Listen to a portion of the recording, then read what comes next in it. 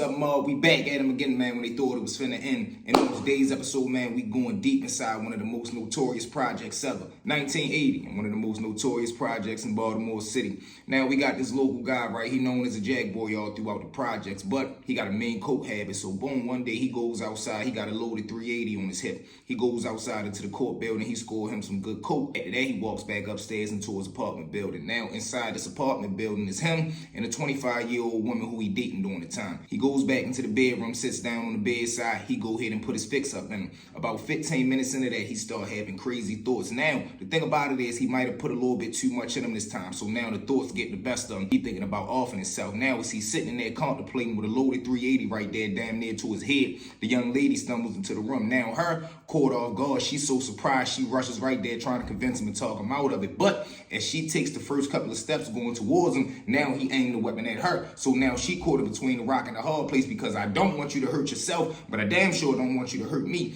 After the man contemplate for about 4 or 5 seconds, the weapon go off, striking her 2 times. Boom, boom. Whole time she falls to the ground. Now he gets so nervous, stepping over her body, he breaks and darts out the front door. As soon as he comes out the apartment building, he look to his left, look to his right, looking down the hallway. He don't see nobody there. He's making his way down the building hallway. A civilian stick their head out their door. Now, just because they didn't just heard the 2 gunshots go off, he stick his head out the building and wondering what's going on. Whole time the man who just committed this act, he turns around looking at the man. Now, mind you, he's still gone in the brain. He hit him 2 times. Boom, boom. 2 of them hit him to the upper chest. He falls to the ground. Now the man so gone off the drugs that he got up in him, he walks over top of him and hit him 2 more times. Boom, boom. After he does that, he turns back around, hit it towards down the step. As he's going down the step, he got a couple more bullets in his back pocket. He takes them out, reload the weapon. Now, mind y'all, he got the girl laid in the building. He got the little dude who just stuck his head out the door wondering what was going on. He laid out there. God willing, we hope and pray he pulled through. He makes his way downstairs. Now, this project is about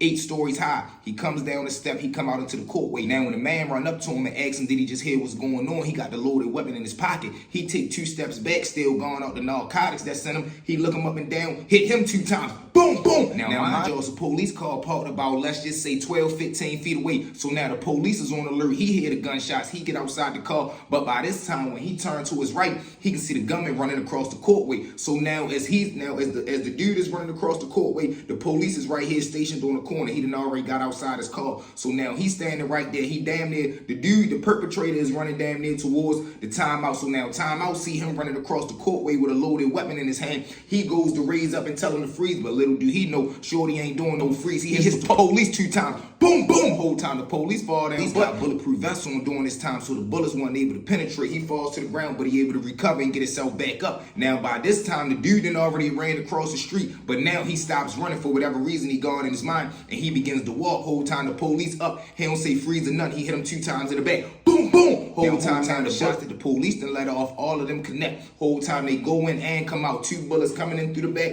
going out through the front. Whole time the little dude fall to the ground, weapon sliding out right there, damn near into the middle of the street. Boom, timeout goes right there. He can see that the weapon right there. He call for backup, of course. He get right there, turn the little dude over, see if he can do whatever he trying to do. Now, mind y'all, we don't know if he really wanted to save the little dude or not. But, of course, the little dude ends up not making it. Paramedics arrive at the scene. Police backup arrive at the scene, man. And it was a wicked and wild situation. News camera crews is all out there. They getting the report. They got it all on the news. It was in the Baltimore Sun. Wicked and wild situation, man. But when I ran across this story, I'm like, oh, yeah, I got to drop this one on the V-Mob. So, V-Mob, with that being said, let's jump into story number 2. Now, Mob, story number 2, man, another wicked and wild situation. And this one right here, man, just show that you can't sleep on nobody. And it really caught me off guard because the person that committed this act, I would have never seen it coming from him. Now, growing up around the way, we got a set of brothers. Now, the younger brother, he more of a shit starter. He more of a troublemaker. He the one that's always going to have you in a wicked and wild situation that you're not trying to be in. Now, the older brother, he more cool and laid back. He used to be wild in his younger days. Y'all remember I told y'all that. But he went through a traumatic situation in his younger years. So now that he's older, he more mature and he think with a more level head. You feel what I'm saying? So now, boom, one day we all outside on the block. The younger brother out there, boom, little dude come down there. Now,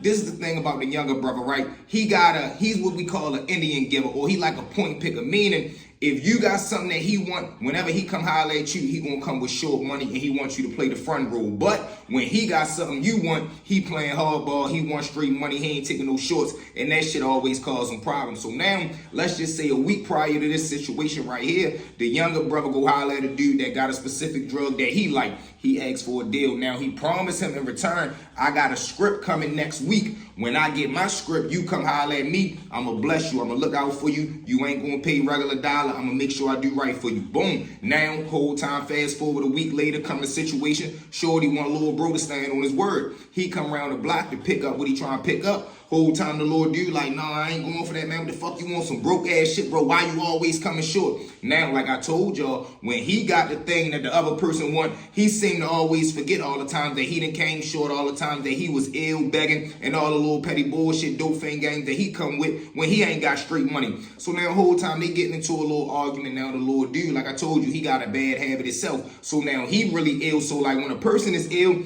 they not trying to hear no, they not trying to hear nothing but give them what the fuck they came there to get. Now the Lord dude must get tired of them two going back and forth. I'm talking about he just get to punishing them. Mop, mop, mop. Now when he do it for real, the Lord dude fall on the steps. Now we got concrete steps for real. So we grab the back of his head. He just ramming his face onto the front step. Boom, boom, boom. So now when the Lord do fall on the ground, he's stomping him out, but he kicking him specifically in his stomach. So now I guess I don't know how he kick him in his stomach so much. The Lord do S.H. on himself. Y'all put the rest of that to that. So now whole time the Lord dude got brown on the back of his pants. The Lord dude that punished him, he all mad, furious, and the whole time I thought in my mind he was gonna rob him and take what he came there to originally get. But he don't rob him. He jump in the car, him and his homeboy, they ass up out of there. So now you already know his war. Lord bro, he get up now, the whole block treating him bad, everybody laughing at him, clowning him out because you got brown stuff on the back of your pants, and we all know what it is. So whole time he go in the house, change his clothes, he come back out front, he trying to put on this facade that it wasn't what it was. He got slammed in the dirt, it was dirt. We all seen him get slammed,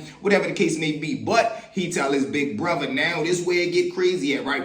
The block that the little brother hustle on, or where he be at, his big brother don't hustle or be around there. He be on the other side of town for real. He got his own little situation. He run with dudes that's in his own age bracket. But the block that he be on is a major perk block. And I just told y'all the little dude that crushed his little brother, he got a perk habit. Use your head. Now, fast forward, let's just say maybe 2-3 weeks later, the little dude that crushed his brother, he pulled down on the big brother block. Now, he pulled up right there. He go in and cop what he cop. But as he cop, he throw the pills in him. Now, when you try and get loaded for real, and once you put the jiggers in you, you want to talk a lot. You real antsy. You excited. You want to be friends with everybody. You just doing dumb shit. So now the little dude just sitting right there. He blasted for real. He just sitting right there talking to everybody. Brother get word that the little dude right there who crushed his little brother. Now, this is where it get tricky at. He's in a wheelchair. Remember I told y'all the traumatic situation that he went through when he was young? He ended up getting caught up in some dumb shit. He got hit up 6-7 times, got paralyzed from the waist down. That don't stop nothing. He out there in the wheelchair, rolls to his car, open his car door, grab his joint out there, put it right under his leg, boom. You know, he don't raise his leg, well, he raise it with his hand, boom, put it up under there.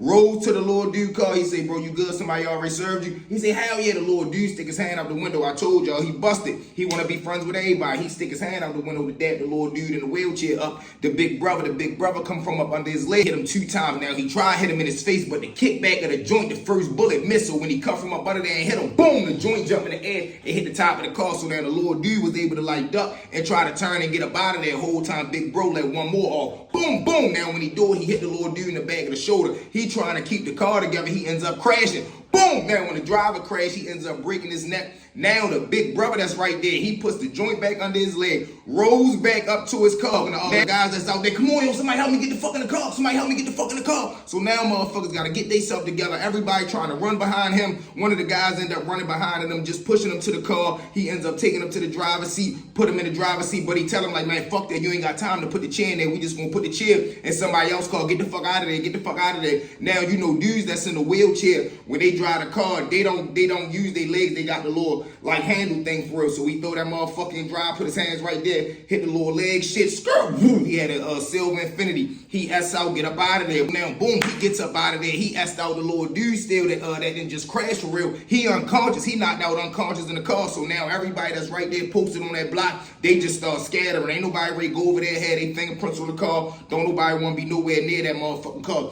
Everybody get up out of there. You can hear the ambulance and the police on their way. Everybody jump in their car, get up off the block. Ambulance arrived. I guess they do whatever they did on the scene. He ended up pulling through, but he had a broken neck and everything. But, man, wicked and wild situation. That was crazy, V-Mob. But y'all know what it is, man. With that being said, family, thank y'all for riding with me. Well, you know you fell locked in with your boy, Stories with V. At this time, one more time for me, family. Like, share, comment, smash that subscribe button, y'all. We are on the road to 100K, man. Listen, if you rocking with the kid, man, and you part of that V-Mob family, man, drop us that 100 in the comments. Hashtag V-Mob. Share the video, share the lives, and tell a friend to tell a friend. Rush over here and join that V-Mob family, man. We making it do what it do. The V-Mob way. A V-Mob, let's go.